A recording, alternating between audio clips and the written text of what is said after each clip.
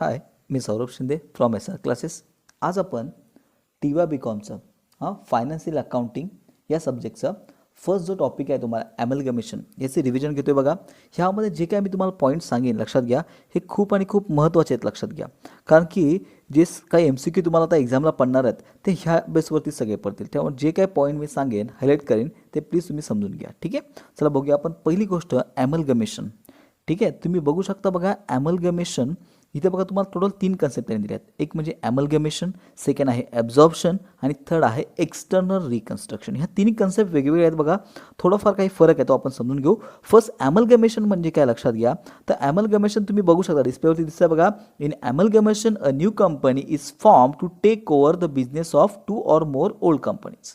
म्हणजे काय की एक कंपनी जी काय आहे ती जुन्या 2 कंपनीला टेकन ओव्हर करते किंवा 2 कंपन्या ज्या काय असतील, समजा ABC असेल. आता तुम्ही दिसते बघा, फॉर एक्झाम्पल दिले बघा, ABC लिमिटेड किंवा DEF limited are taken over by new company XYZ. म्हणजेच ABC आणि DEF ह्या 2 कंपन्या आहेत, त्या बंद होऊन त्या दोघंही काय करतात, XYZ या नावाने नवीन कंपनी चालू करतात. ठीक आहे, ह्याला आपण ॲमलगमेशन बोलतो. त्यातच ॲब्झॉर्प्शन म्हणजे काय की एक एक्झिस्टिंग कंपनी आहे, म्हणजे एक ऑलरेडी कंपनी आहे, ABC लिमिटेड कंपनी आहे, तर टेकन ओव्हर करते PQR. तुम्ही एक्झाम्पल बघू शकता बघा. म्हणजे ज्या जुन्या कंपनीला एक नवीन कंपनी विकत घेते त्याला आपण काय बोलतो, ॲब्झॉर्प्शन. ठीक आहे, त्यानंतर जे एक्सटर्नल रिकन्स्ट्रक्शन आहे सेम ॲब्झॉर्प्शन सारखंच आहे, फक्त इथे कसं असतं लक्षात घ्या की जी ओल्ड कंपनी असते ती सीक असते. म्हणजेच काय की आता ती लॉस मेकिंग आहे, खूप लॉसमध्ये चालली आहे, त्यामुळे काय होतं की नवीन कंपनी तिला टेक ओव्हर करते, विकत घेते. ठीक आहे, हे एक्सटर्नल रिकन्स्ट्रक्शन जवळपास ॲब्झॉर्प्शन सारखंच आहे. 3 गोष्टी समजल्या. आता ह्याच्यात महत्त्वाचं म्हणजे काय की बघा, इथे तुम्हाला काही शब्द येतात, म्हणजे तुम्हाला MCQमध्ये विचारलं जाऊ शकतं की बाबा ABCनी टेकन ओव्हर केलं आहे PQRला, तर वेंडर कंपनी कोणती, पर्चेसिंग कंपनी कोणती. मग इथे तुमचा घोळ काय होतो की बाबा पर्चेसिंग कंपनी म्हणजे काय किंवा वेंडर कंपनी म्हणजे काय. तर हे तुम्हाला बघा सांगतो मी. पहिली गोष्ट एक लक्षात घ्या, सोपं आहे. जी कंपनी, ऐका व्यवस्थित, जी कंपनी ज्या जुनी कंपनी आहे, म्हणजे ज्या कंपनीला टेकन ओव्हर करणार आहे, जी कंपनी बंद होणार आहे, जी जुनी कंपनी आहे, त्याला काय बोललं जातं, तर वेंडर कंपनी. लक्षात ठेवा बघा, 10 वेळा ऐका परत एकदा. काय म्हटलं मी, जी कंपनी बंद होणार आहे त्याला काय बोललं जातं, वेंडर कंपनी. ठीक आहे, आणि जी न्यू कंपनी आहे, जी कंपनी त्या बंद होणाऱ्या कंपनीला विकत घेते, जी नवीन कंपनी आहे, तिला काय बोललं जातं, पर्चेसिंग कंपनी. काय बोललं जातं, पर्चेसिंग कंपनी. किंवा बघा दुसरं तुम्हाला डिस्प्लेवरती दिसतंय बघा, ट्रान्सफरर कंपनी आणि ट्रान्सफरी कंपनी. आता ट्रान्सफरर कंपनी म्हणजे काय, तर ओल्ड कंपनी, म्हणजेच वेंडर कंपनी म्हणजेच ट्रान्सफर कंपनी, हा एक दुसरा शब्द आहे. आणि ट्रान्सफरी कंपनी म्हणजे काय की पर्चेसिंग कंपनी. बघू शकता तुम्हाला इथे दिसते बघा. ठीक आहे, ह्या 2 गोष्टी हायलाईट करून घ्या. समजलं मी काय म्हणतोय. दुसरी गोष्ट, एक एक्झाममध्ये 100% विचारला जाणार बघा, काय तर स्टँडर्ड कोणतं, तर अकाउंटिंग स्टँडर्ड 14 सगळ्यांना माहितीच आहे. अकाउंटिंग स्टँडर्ड कोणतं आहे, 14. कसला, ॲमलगमेशनचं. ठीक आहे, इथपर्यंत क्लिअर झालं. आता मर्जर म्हणजे काय, पर्चेस आणि मर्ज. तुम्हाला हे 2 पॉईंट दिसतात बघा इथे, एक मर्ज आणि एक पर्चेस. बघा, मर्ज म्हणजे 2 कंपन्या एकत्र येणं, आणि पर्चेस म्हणजे काय, एक कंपनी दुसऱ्या कंपनीला विकत घेणं. ॲमलगमेशन हे मर्ज असतं, आणि आपण बोलतो ना ॲब्झॉर्प्शन, ते हे पर्चेस त्यामध्ये होतं. ठीक आहे, समजल्या ह्या 2 गोष्टी. चला आता पुढे जाऊया आपण. बघा तुम्हाला आता एंट्रीज, बघा तुम्ही म्हणाल ह्या सगळ्या एंट्रीज वगैरे काय आता प्रॉब्लेम तर सॉल्व्ह करायचे नाहीत, पण लक्षात घ्या हे जे मी आता बोलतोय ना, ते जर तुम्हाला माहिती असेल ना, तर तुम्ही ते MCQ आहेत ते आरामात सगळे सोडवाल. आणि तुम्ही जरी तुम्हाला मी MCQ दिले आणि ते तुम्ही वाचत गेलात तरी ते लक्षात नाही राहणार बघा, इतके MCQ. पण ह्या गोष्टी जर तुम्हाला समजल्या असतील ना, तर कोणताही MCQ पडे ते तुम्ही सॉल्व्ह करा. तेव्हा प्लीज व्यवस्थित हे समजून घ्या. आता बघा तुम्हाला जी एंट्रीज आहेत, म्हणजे ह्या कोणत्या आहेत, तर वेंडर कंपनीच्या बुकमधल्या आहेत बघा. दिसतंय तुम्हाला डिस्प्लेवरती कोणत्या आहेत, तर वेंडर कंपनीच्या बुकमधल्या एंट्रीज आहेत बघा, दिसते. मग एंट्रीज काय बघा, साध्या सोप्या आहेत आणि तुम्हाला माहिती पण आहेत बरोबर. पहिले आपण ॲसेट ट्रान्सफर करतो, एंट्री काय होते, रिअलायझेशन टू ॲसेट. बघा ह्याच्यावरून पण MCQ येऊ शकतो, लक्षात घ्या की ओल्ड कंपनीज ॲसेट ट्रान्सफर कुठे आपण करतो असं विचारलं जाऊ शकतं. मग कुठे ट्रान्सफर करतो, रिअलायझेशन अकाउंटच्या डेबिट साईडला. त्यामुळे रिअलायझेशन टू व्हेरियस ॲसेट अशी एंट्री होते, हे लक्षात घ्या. ठीक आहे, तुमच्या नोटबुकमध्ये हे एंट्रीज असतीलच. त्यानंतर बघा पुढे तुम्ही बघू शकता बघा, रिलेशन टू ॲसेट आता म्हटल्याप्रमाणे. त्यानंतर बघा जी दुसरी एंट्री आहे, लायबिलिटी ट्रान्सफर. काय होते तुम्हाला माहिती आहे, लायबिलिटीज टू रिअलायझेशन. बरोबर दिसतं नाही ते, लायबिलिटीज टू रिअलायझेशन, हे एक लक्षात घ्या. त्यानंतर आपण पुढे बघू शकता बघा, PCची एंट्री करतो. PC कुठे ट्रान्सफर करतो आपण, रिअलायझेशन अकाउंटच्या क्रेडिटला आणि न्यू कंपनीच्या डेबिटला. न्यू कंपनी म्हणजेच काय, पर्चेसिंग कंपनी, किंवा अजून काय त्याला नाव आहे, ट्रान्सफरी कंपनी. हे विसरू नका बघा, ही एंट्री होते. Purchasing company to realisation. त्यानंतर बघा ॲसेट सोल्ड केले जातात, बरोबर ना. मग त्याची एंट्री काय होते, बँक टू रिअलायझेशन. बघा ह्या एंट्रीज लक्षात ठेवा, तुम्हाला MCQमध्ये खूप महत्त्वाचे आहेत. त्यानंतर पेमेंट ऑफ लायबिलिटीज पेड केल्यात, रिअलायझेशन टू कॅश. सरळ ना, ॲसेट विकल्यावरती पैसे येतात त्यामुळे कॅश टू रिअलायझेशन, आणि लायबिलिटीज पेड केल्यावर पैसे जातात त्यामुळे रिअलायझेशन टू कॅश किंवा बँक. ठीक आहे. त्यानंतर रिझर्वेशन एक्सपेन्सेस पेड, पैसे जातात रिअलायझेशन टू कॅश किंवा बँक. ठीक आहे, हे लक्षात ठेवा. त्यानंतर जर ती रिअलायझेशन एक्सपेन्सेस जर न्यू कंपनीने पेड केले असेल तर ती एंट्री होत नाही, हेही लक्षात ठेवा इथे. पुढे बघा तुम्ही बघू शकता. त्यानंतर बघा पुढे तुम्हाला त्यांनी दिले सेटलमेंट ऑफ कॅपिटल सेटलमेंट म्हणजे प्रेफरन्शियस अमाऊंट ड्यू टू प्रेफरन्शियस होल्डर. ती एंट्री काय होते, आपण प्रेफरन्शियस कॅपिटल टू प्रेफरन्शियस होल्डर म्हणजे प्रेफरन्शियस कॅपिटल आपण करतो ना ट्रान्सफर प्रेफरन्शियस होल्डरला, ती एंट्री लक्षात घ्या. ठीक आहे. त्यानंतर profit on realisation account tally करतो, तिथे प्रॉफिट होतो, कुणाला देतो आपण, तर इक्विटी शेअर होल्डरला देतो. लक्षात ठेवा, ह्या छोट्या छोट्या गोष्टी आहेत पण महत्त्वाच्या आहेत. बघा realisation to equity share holder, equity share होल्डरच्या आपण क्रेडिटला ट्रान्सफर करतो प्रॉफिट, लॉस झाला तर इक्विटी शेअर होल्डरच्या डेबिट ट्रान्सफर करतो. तुम्ही बघू शकता equity share holder to realisation अशी एंट्री आहे. ठीक आहे. त्यानंतर बघा transfer to equity share capital आहे, कुठे ट्रान्सफर करतो आपण, इक्विटी शेअर होल्डरच्या क्रेडिटला. त्यामुळे बघू शकता एंट्री काय, equity share capital to equity share holder. ठीक आहे.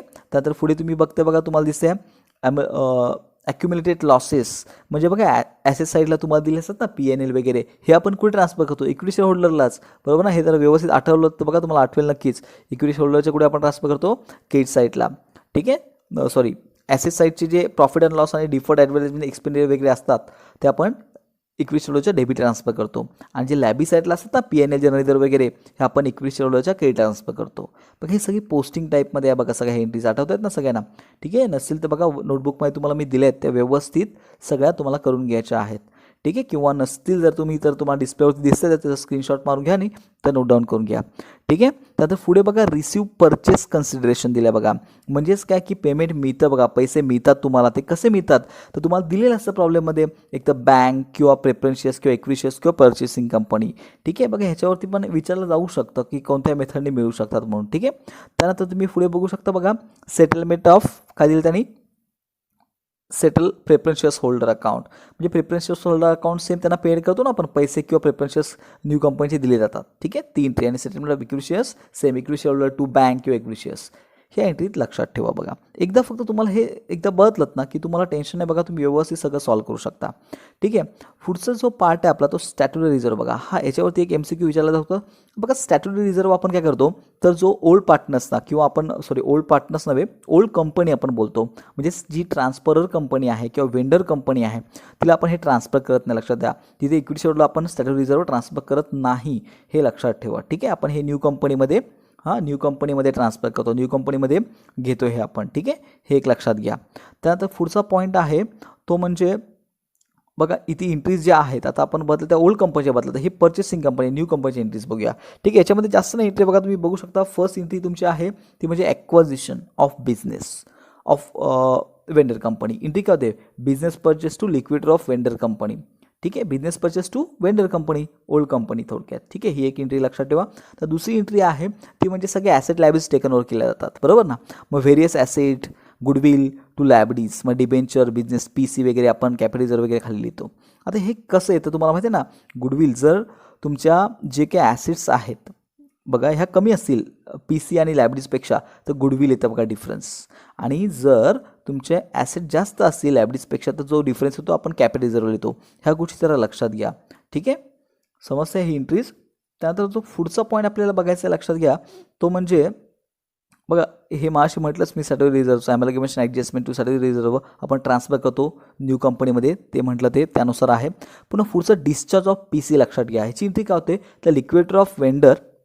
ठीक आहे, मग ते discount on issue of shares वगैरे ते दिले असेल तर इथे काय एवढं बघायची गरज नाही, पण लक्षात ठेवा liquidator of vendor to equity shares to preference shares to security premium to cash, जसं दिलं असेल त्यानुसार ही एंट्री होईल, लक्षात घ्या. ठीक आहे, सेम डिस्चार्ज ऑफ डिबेंचर तुम्ही बघताय, डिबेंचर आणि vendor company to debenture purchasing company, मग ते डिस्काउंट नसेल किंवा प्रीमियम नसेल तर त्यानुसार ती एंट्री तुमची इथे होऊन जाईल. ठीक आहे. त्यानंतर पुढे बघा शेअर इश्यू एक्सपेन्सेस पेड, लक्षात ठेवायची एंट्री काय होते, share issue expenses paid, share issue expenses to bank, काय एंट्री होते, share issue expenses to bank. पुन्हा डिझोल्युशन एक्सपेन्सेस पेड ठीक आहे. गुडविल टू कॅश होते बघा, काय एंट्री होते इथे न्यू कंपनीच्या बुकमध्ये आपण बघतोय गुडविल टू कॅश. त्यानंतर set of goodwill and capital reserve, मग कॅपिटल रिझर्व गुडविल म्हणजे ही सेट ऑफची जर एंट्री विचारली तर, पण शक्यतो नाही विचारणार, पण विचारली तर म्हणजे कॅपिटल रिझर्व आणि गुडविल आपण सेट ऑफ करतो, म्हणजे मायनस करून टाकतो गुडविलमधून कॅपिटल रिझर्व, आणि जो एक्झॅक्टली बॅलन्स असतो तो बॅलन्स शीटला घेतो. ठीक आहे. त्यानंतर बघा पुढे आता माशी तुम्हाला ॲब्झॉर्प्शन वगैरे मी सांगितलंच आहे. बघा ही एक एक्स्ट्रा एंट्री विचारली जाते, म्हणजे ह्या ॲडिशनल एंट्रीज विचारल्या जाऊ शकतात, त्यामधले तुम्हाला MCQ येऊ शकतात. म्हणजेच काय की स्टॉकचा बघा ॲडिशनल अनरिअलाइज प्रॉफिट ऑफ स्टॉक कुठे ट्रान्सफर केला जातो, विच अकाउंट डेबिटेड, तर मग गुडविल अकाउंट येईल बघा. लक्षात ठेवा, अनरिअलाइज प्रॉफिट ऑफ स्टॉक कुठे ट्रान्सफर केला जातो, गुडविल अकाउंटला. हे एक लक्षात घ्या. त्यानंतर पुढे तुम्ही बघू शकता बघा इंटर कंपनी डेटर्स अँड क्रेडिटर्सची एंट्री होते बघा, तर sundry creditors to sundry debtors अशी एंट्री होते, लक्षात घ्या. ठीक आहे. आणि इंटर कंपनी लोन असेल तर लोन बघा loan payable to loan receivable अशी एंट्री होते. ठीक आहे. पुन्हा bills payable bill of exchange असेल तर bills payable to bill receivable ही एंट्री होते. ह्या एंट्रीज तुम्हाला बघा थोडं आठवत असतील ना, की आपण हे प्रॉब्लेममध्ये शिकलोच आहे. ठीक आहे. व्यवस्थित हे करून घ्या, लक्षात घ्या, हे समजतंय. हे तुम्हाला विचारलं जाऊ शकतं. ठीक आहे. त्यानंतर पुढे जे तुम्हाला पाहायचं आहे ते म्हणजेच काय, तर बघा PCच्या मेथड लक्षात घ्या. मेथड ऑफ PC तुम्हाला माहिती आहे, नेट पेमेंट मेथड एक आहे. नेट पेमेंट मेथड म्हणजे काय माहिती आहे ना तुम्हाला, काय केलं जातं, तर तुम्ही बघू शकता बघा net payment all payment made the purchasing company to the equity preference share holder of a vendor company, share cash एक्झेट्रामध्ये. म्हणजे तुम्ही काय करता, जे पेमेंट आहे म्हणजे जी जुनी कंपनी आहे वेंडर कंपनी आहे, तर न्यू कंपनी एकतर शेअर्स देते किंवा प्रेफरन्स शेअर्स देते किंवा कॅशनी पैसे देते, त्या मेथडला आपण काय होतो नेट पेमेंट मेथड बोलतो. ठीक आहे. ठीक आहे, समजलं ना मी काय म्हणतोय. आणि दुसरी मेथड ती नेट ॲसेट मेथड. ज्यावेळी लक्षात घ्या तुम्हाला प्रॉब्लेममध्ये येतो, आणि इथे पण दिलं ज्यावेळी तुम्हाला कसं स्पष्ट दिलेलं नसतं की कसं पेमेंट केलेलं आहे, समजलं ना, पेमेंटचं एक्झॅक्टली तुम्हाला ते क्वांटिटी दिलेली नसते, बॅलन्स दिलेला नसतो, तेव्हा नेट ॲसेट मेथड यूज केली जाते, बरोबर ना. शक्यतो बघा बॅलन्स इन कॅश म्हटलं जातं, म्हणजे बॅलन्स बाकीचं किती आहे माहिती नाही, तेव्हा नेट ॲसेटनी आपण ते सॉल्व करतो. ह्या दोन्ही मेथड कसल्या आहेत, तर PCच्या मेथड आहेत, लक्षात घ्या, नेट पेमेंट आणि नेट ॲसेट. ठीक आहे. त्यानंतर बघा पुढे तुम्ही बघू शकता, हा एक महत्त्वाचा पॉईंट आहे, तो म्हणजे स्वॅप रेशो. ठीक आहे. स्वॅप रेशो म्हणजे काय, तर स्वॅप रेशो तुम्ही बघू शकता दिसते ना, स्वॅप रेशो मीन दिसते का, swap ratio mean the ratio use for exchange of shares in absorption and ॲमलगमेशन.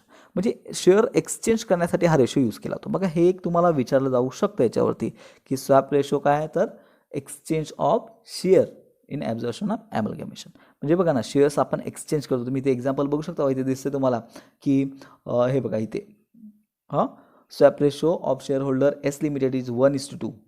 Every 1 shares for S limited they will be get 2 shares of B limited. म्हणजे 1 शेअर्सला 2 shares मिळणार, असं त्याला स्वॅप रेशो बोलला जातं, exchange of shares. ठीक आहे. In कशामध्ये, तो ॲमलगमेशन आणि ॲब्झॉर्प्शनमध्ये. आणि तिसरा जो पुढचा पॉईंट आहे महत्त्वाचा, तो म्हणजे फ्रॅक्शनल शेअर्स. हा एक विचारला सुद्धा. फ्रॅक्शनल म्हणजे काय, लक्षात घ्या, फ्रॅक्शन म्हणजे काय, की पॉईंट आपण बोलतो ना, पॉईंटमध्ये आन्सर येतं. मग तुम्ही बघू शकता बघा, तुमचं PC किंवा नंबर ऑफ शेअर्स जे असतात ते कधी कधी पॉईंटमध्ये येतात, लक्षात घ्या. म्हणजे बघा इथे एक्झाम्पल बघू शकता, 12,345.55 आले इथे. मग इथे तुम्ही काय करा, राऊंड फिगर करता, म्हणजे 12,345 केले शेअर्स दिलेत, आणि जे एक्स्ट्रा जे वरचे पॉईंट आहेत ना, 0.55 आहेत ना, ते पैसे मग कॅशने दिले जातात त्यांना. ठीक आहे. ओल्ड कंपनीला काय दिलं जातं, त्याचे कॅश दिले जाते 0.55चे. याला आपण काय बोलतो, फ्रॅक्शनल ऑफ शेअर्स. ठीक आहे. समस्या मी काय म्हटलं, ह्या गोष्टी ज्या आता मी म्हटलं त्या फक्त व्यवस्थित बघा, बाकी तुम्हाला ह्या टॉपिकमधलं काहीच बघायची गरज नाही. तुमचं MCQ 100% होऊन जाईल. ठीक आहे. आणि महत्त्वाचं बघा, व्हिडिओ जर आवडला असेल तर नक्की प्लीज लाईक करा, चॅनल सबस्क्राईब केलं नसेल तर सबस्क्राईब करा, आणि तुमच्या फ्रेंडना पण हा व्हिडिओ शेअर करा. ठीक आहे. थँक्यू.